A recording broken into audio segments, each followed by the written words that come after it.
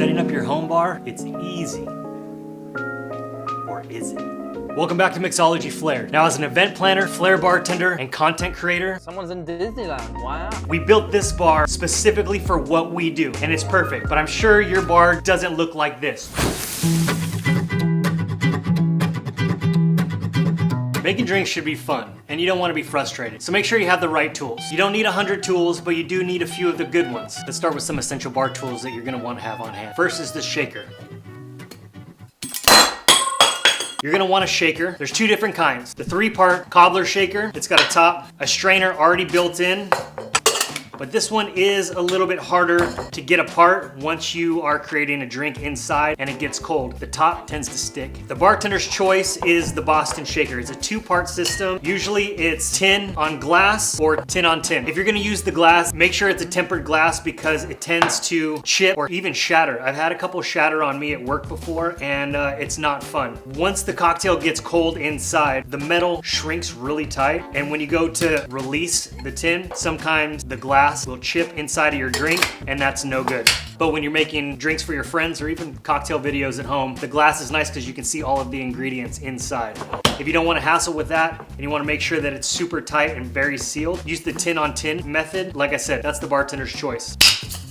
You hear that sound? That's how you're gonna release it. These are designed, once you seal it properly, it's kind of at an angle. I've seen so many people struggle trying to release this and get the top off. If you think of it like a clock, the 12, the 6, the 9, and the 3, when you're looking down at it, you'll see that there's somewhat of a crescent. You wanna just basically take the palm of your hand and smack it on the 9 or the 3, and that will release it. You'll get that sound and you know it's good. But if you don't have a shaker at home already and you just have a jam jar like this, that works fine too. It's kind of like a 3-piece cobbler shaker, and then you can put your cocktail inside the glass and use the top as the strainer. Just want to make sure to hold it on really tight, but it is kind of a cheat code. Just shake it, strain it, you're good to go. Now the next item that you're gonna probably wanna buy is a strainer. There's 2 main types of strainers: the Hawthorne strainer, the one with the springs, and the julep strainer, the one without the springs. The 3rd type is the fine mesh strainer. Your strainers work like this. They go on top of your mixing glass or inside of your mixing glass to strain off your cocktail. You're gonna use your fine mesh strainer over the drink, pour into, to eliminate all of that crud that might be in your cocktail. If you really wanna step up your game, pick up a mixing glass like this one. I really like these for a few different reasons. They got really cool designs on them. But one, they have a pour spout already built into the side to help you pour your cocktail out, and it's weighted on the bottom. So when you're stirring your cocktails, it doesn't really move around as much as the pint glass that comes with your Boston style shaker. That moves us on to the next set of tools that you're gonna wanna have: stirring spoons. You wanna consider a few different things when picking out a spoon of choice. One, make sure that it's weighted on one side, so it's easier to stir your cocktail and not have it get all over the place. If you check out these 2 spoons, they have a flat end on the bottom. That's really good for muddling your mint, your basil, strawberries. So if you don't want to invest in a muddler quite yet, get a spoon with a flat bottom on it. That's also really good for muddling your sugar cube for your old fashions. The next bar tool let's talk about is your measuring device. It's called a jigger. There's a few different types of jiggers out on the market. The most common one that you're gonna see on some of your lower end bars are these styles here. Now, why is there 2? Well, there's multiple measurements here. The big side of this one is a 2-ounce pour. The small side is a 1-ounce pour. On the smaller version of these jiggers is gonna be a 1/2-ounce pour and a 3/4-ounce pour. Most of your cocktail bars, your speakeasies, and your high-end restaurants and hotels, you're gonna see this style of jigger. This is considered a Japanese style jigger. Most bartenders will prefer this style of jigger. The Japanese style jiggers are also extremely accurate. So when you're making your cocktail, you can fill up to the fill line that's etched on the inside of each side of the jigger, whether it's 3/4-ounce, 1/2-ounce, or 1.5 ounces. A budget version of a jigger for home use is this OXO measuring cup. As you can see on the inside, the measurements in teaspoons and ounces are printed, so it's very easy to see how much you're pouring for your measurement. What's also great about this little measuring cup is when you're done, if you have a syrup like a honey syrup, agave, or ginger, and you're done pouring, the viscosity of that syrup is extremely sticky and it's slower to pour out. So you can just leave it in the mixing glass and let it continue to strain out. Just a little trick. The next item that I want to talk about is your muddler. Now, there's a couple different kinds of muddlers that you can choose: a metal, plastic, or wood. This one's very simple. I actually got it on Amazon, and it's nothing more than a rolling pin. When you put your fruit, your berries, your herbs, your spices into a cocktail mixing glass, you're gonna want to press out all of the juices, so you're gonna want a muddler. Another style of muddler that you can consider is a rubber bottomed muddler, so you don't risk breaking a glass when you push too hard. This muddler in particular has grooves built into the bottom, so when you're pressing fruit, you're really gonna press those juices out. It's gonna grind them down. Now, there's always gonna be that friend that comes over that's gonna want a beer, so you're gonna want a beer opener like this. This particular style is called a V-rod. You don't have to get this, but it is very easy to get these pour spouts out of a bottle that's stuck. This is the one that we like. I recommend this one. There's also gonna be that friend that comes over that wants a glass of wine, so you're gonna want a wine key. Look for a wine key with at least 5 spirals in it, 1, 2, 3, 4, 5. So when you crank it down, you're not gonna break off the cork. Most wine keys are going to have a knife built into the backside. That brings us into the next tool, the pour spout. There's a couple different pour spouts out on the market. We recommend the metal pour spouts. There's plastic pour spouts, some with crazy hooks on them. I don't really recommend those. For the most accurate pour, when you're free pouring without a jigger, or even just for convenience when you are pouring from a bottle into a jigger for your cocktail recipe, I recommend these ones. You're also going to want a very sharp knife. The sharper the knife, the safer the knife. Now, there's 2 types of knives that you can go for: a smooth blade paring knife like this one, or a serrated paring knife like this one. It's really up to you. I use each one for different applications. It's always nice to have one with a shield on it, so it's kind of safe, especially when it's in your pocket and you're running around. You don't want to worry about that. But when you're cutting a garnish, you can either use a peeler, we'll get to that in a second, or just use your paring knife to cut your peels. Even though that's too deep, you don't want to do it that deep. Let's try that again. That peels a little bit better. Your serrated knife can be a little easier to get into the rind, and that brings us to our honorable mention, scissors. Now, when you use a peeler like this one on fruit to take a peel for your garnish, and you want to have a little fun and make your cocktail stand out a little bit more, you're gonna take some scissors, maybe a decorated style scissors, and just trim off the edges of your garnish. This way you have a decorative garnish, and it really stands out for your friends. And when you really want to stand out to your friends, I'm gonna show you a trick. You want to take a peel, and every good bartender has a lighter or a torch like this. This is called a flamed peel. You want to cut a peel off your citrus, and for cocktails like the Cosmo, you'll do a garnish like this. Let's talk about the next item that you're gonna probably want to have: cutting board. There's a couple different styles of cutting boards that you can have. Fancy wooden one or a plastic one. These are really safe and very easy to clean. And why do you need a cutting board? Because you're gonna be cutting fruit, and you're gonna need a really good fruit juicer. You don't need all of these fruit juicers, but if you do have time and the space for multiple fruit juices, you can get a small one for limes, lemons, and oranges or grapefruits. But if you don't want to spend the extra money on all 3, just get the biggest one. That way it fits everything like a grapefruit or an orange inside, and it's all in one. A great thing to have a selection of sword picks for your decoration. You could use a very cute garnish pick like this with a little martini on the top, a traditional sword pick like this one, or a really nice skewer, stainless steel skewer like this. It's really great when you're making an old fashioned.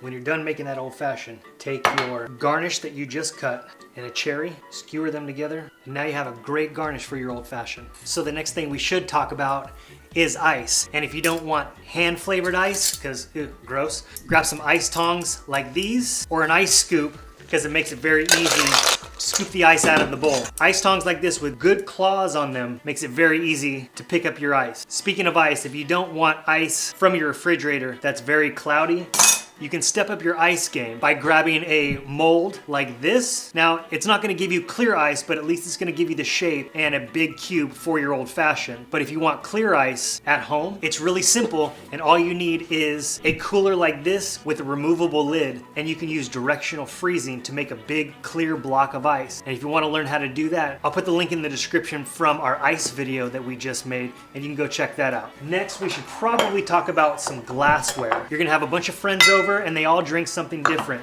You're gonna have your short glass or your rocks glass for your single liquor drinks, your old fashions, your rum and cokes, dark and stormies, things of that nature. Your tall glass or your Collins glass, that'll be for your like vodka Collins, your Tom Collins, your Long Island iced tea even, that goes in this one. Your coupe glass and your martini glass, your classic martinis and your more modern martinis like your Cosmopolitan or your lemon drop. In your coupe, you're gonna wanna do your Manhattan. And like I said, you're always gonna have that friend that wants a glass of wine. Okay, last but not least, you're gonna wanna have some napkins. A good stack of bev naps on your bar, because a clean bar is a happy bar. You're always gonna have spills. But besides that, it's very easy to learn this trick to impress your friends. Okay, now the fun begins. Let's talk about the spirits. The spirits at every bartender's knees is called the well. These are the 10 spirits that you could have that could literally unlock 100 different cocktails if you have them. Your vodka, your rum, your gin, tequila. There's gonna be somebody that comes over that wants a scotch on the rock. And you're gonna want a bourbon for your Boulevardiers. You're gonna want a tequila for some margarita. You're gonna want a gin for your Aunt Sally's gin and tonic, and Ryan's favorite, the Aviation. A good rum for your mojito, and a vodka for your Moscow Mule, your martini, your dirty martini. You're gonna want a sweet and a dry vermouth. Sweet vermouth for your Manhattan, a dry vermouth for your classic martini. You're gonna want a triple sec, an orange flavored liqueur. Step it up with some Cointreau. This goes in margaritas. And all these together makes a Long Island iced tea. Here's some honorable mentions. Your rye whiskey, that's good for your Sazeracs. A dark rum, you're gonna want a dark rum. A lot of tiki cocktails use dark rum, and your dark and stormy, you're gonna wanna use that. And a Campari for your Negroni. Now your mixers and modifiers. Let's talk about bitters. Think of them kind of like salt and pepper for your cocktails. These are super key. The one staple that you will have to have, Angostura bitters. Some extra ones that you can put on the plate, your Regan's No. 6 orange bitters and your Peychaud's bitters. These are all fantastic, but make sure that your bar is equipped with Angostura bitters. Now juices and sodas. In this category, quality does matter. So spend a little extra money for the good stuff. For juices, you always want to fresh squeeze your juice. No stuff from concentrate, and if you don't fresh squeeze it, make sure it's cold pressed juice. The juices that you're gonna wanna have on hand, cranberry juice, you can't really fresh squeeze this. Just get ocean spray, but make sure it's not cranberry juice cocktail. Make sure it's 100% cranberry juice. Fresh squeeze orange juice, fresh squeeze grapefruit juice, fresh squeeze lemon juice, and lime juice, or you can get cold pressed like this Arte juice here. It's fantastic. Now all of these juices, you're gonna want simple syrup or another sugar component like agave or honey to go along with these to help balance out your cocktails. And it's always great to have clear bottles to put all of your juices and syrups in once you're done squeezing them. When you pick up your agave syrup and your organic honey, you're gonna wanna dilute it down 2-to-1 or 3-to-1 and then put it in a bottle like this to store it in your refrigerator. Now one more juice that you're gonna wanna have, and this one is pretty important. Pineapple juice. Only use Dole pineapple juice. All the other pineapple juice is garbage. Now your sodas, just the classics. Lemon, lime, or Sprite. Coca-Cola. Pepsi's garbage in cocktails. Diet Coke for your friends that think they're on the diet. Club soda or soda water. Ginger beer. This is different than ginger ale. It's much spicier. You're gonna wanna get the ginger beer and go for a good quality. Tonic water. You're gonna also wanna get a good quality tonic water. And if you're planning a good Sunday fun day, make sure to have some tomato juice for some Bloody Marys. Now these are just some of my suggestions. You don't have to go buy everything all at once, but go have a great cocktail party, and I want to hear all about it.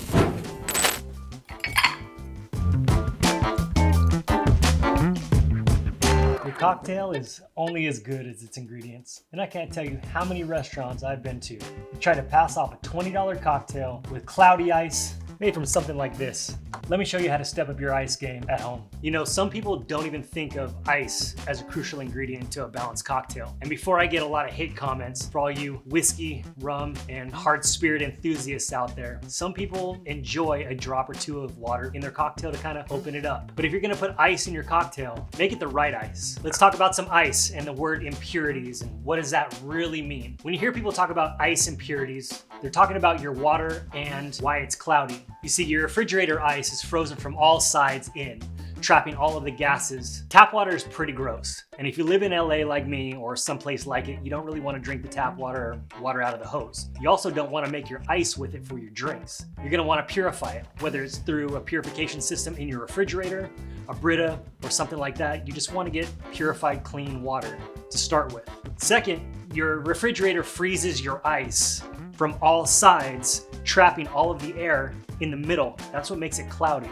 So when we talk about impurities, you're not only thinking about the gross things that are in your tap water, but all the air and the gases that are gonna be trapped in the middle of the ice cube. Now when your freezer ice gets gases stuck in the middle, that means it's not as dense. Clear ice, on the other hand, you can see that it's clear because all of the gases have been pushed out and away from the block of ice, and now it's extremely hard, which means it doesn't dilute as fast as your home ice. The shape of your ice also plays a huge part in dilution of your cocktail. This piece of ice in my right hand is a perfect 1x1 cube. This piece of ice is a pyramid. What does that really mean? When you consider the shape of an ice cube, consider the corners and the edges. The thinnest piece of ice is gonna melt first. So even when you have a sphere ice mold, it does get you halfway there because it doesn't have any edges. But as you can see, it's still cloudy. And as soon as you put this in a glass of alcohol, it's gonna crack. Very much like the one that you see right here. But it's still not gonna melt as fast because there's no edges. If you wanna step up your cocktail game just a little bit, pick up one of these Tovolo ice molds. They're rubber. When you fill this mold with filtered water, you're gonna have a perfect cube in shape. But in about 12 to 24 hours, it's still gonna come out cloudy like these cubes here. It's gonna have a great shape, but you can see that it's still not up to par and it's a little bit cloudy. That means it's gonna dilute faster. Now let's show you how to do it right. Now the best way to make good quality clean ice at home is to make sure that your freezer is clean and it doesn't have anything else in it. Your ice soaks up the aromas of everything that's in your freezer. So you don't want your ice tasting like frozen fish sticks and hamburger patties. That's the way that we do it.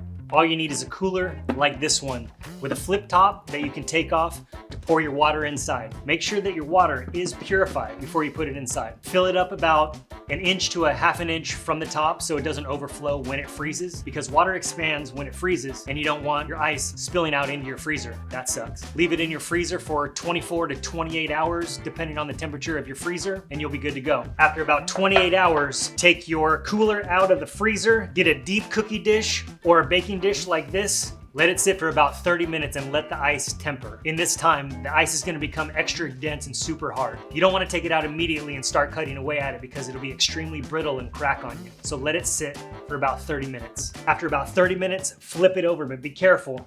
It will spill everywhere.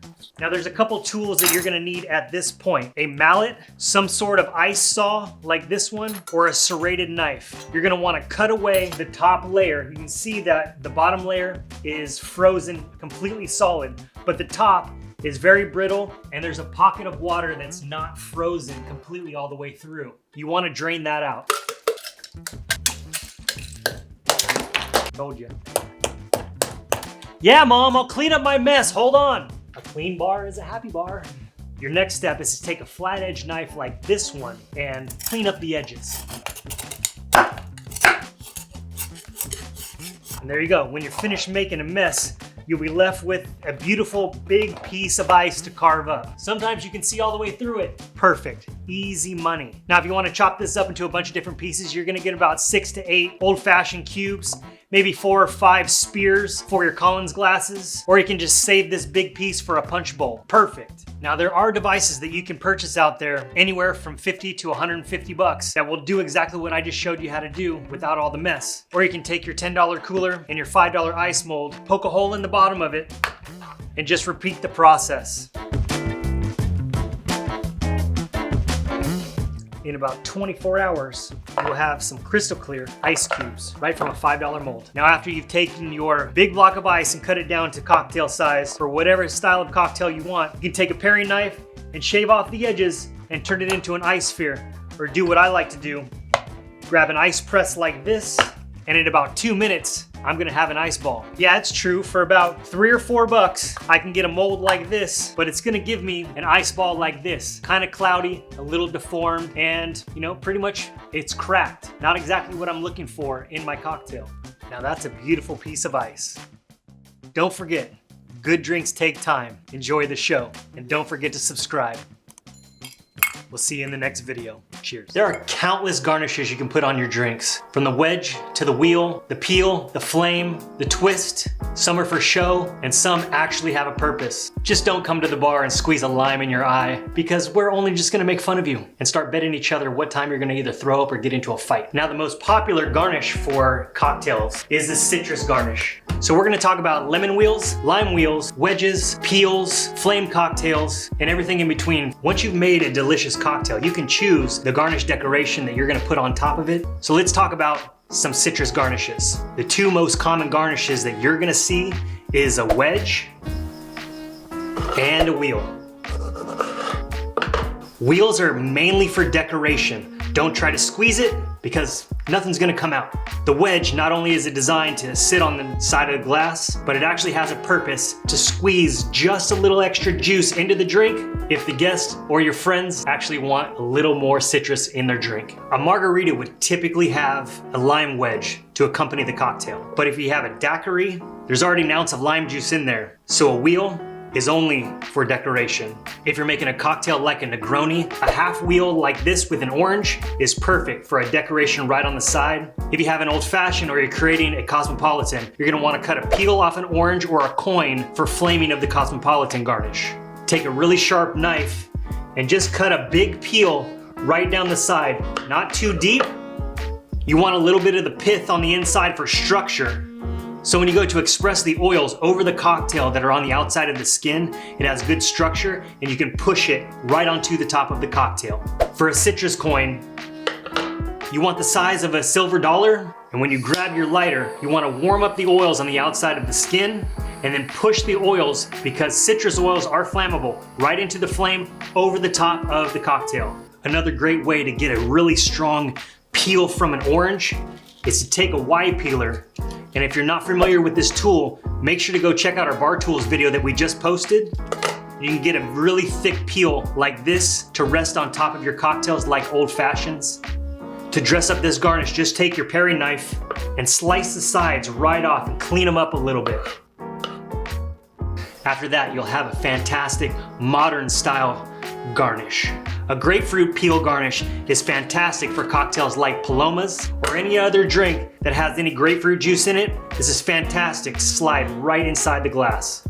It also makes for a very beautiful half wheel that'll sit right inside of your drink. If you make it nice and big like this, it's very decorative. But if that's a little bit too much for you to manage, just cut it in half, put a slice down the side, and it'll sit right on the side of your glass. There's two ways to make a lemon twist. You can get a channel peeler like this one, run it along the outside of the lemon all the way around, follow the tracks where you just were, and you'll be able to pull a really long, beautiful spiral garnish for your drinks. If you don't have a channel peeler like this one, take your knife, cut the ends off of your lemon, a spoon, separate the fruit from the pith on the inside. Once you're finished, squeeze the fruit away from the peel and you'll have an empty shell. Cut one slice down the peel. Now you have one giant peel. Take this peel and roll it up. You can roll it around your bar spoon. Take a garnish pick and pierce the garnish all the way through to hold it together, like this. Now take your knife and very thinly cut yourself some peels. With an average lemon, you're gonna get 6 to 8 really good twists. When you're all finished, you're gonna have a nice peel like this. Wrap it around a bar spoon or your finger. Over the top of your cocktail, you're gonna have a nice twist. Make sure you twist it over the drink.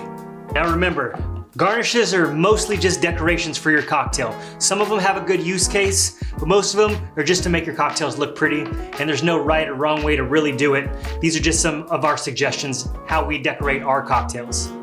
We're gonna be giving away this Flair bar tool set to one of our subscribers, so make sure you like, subscribe, and comment down below. In the next video, we're gonna choose a winner.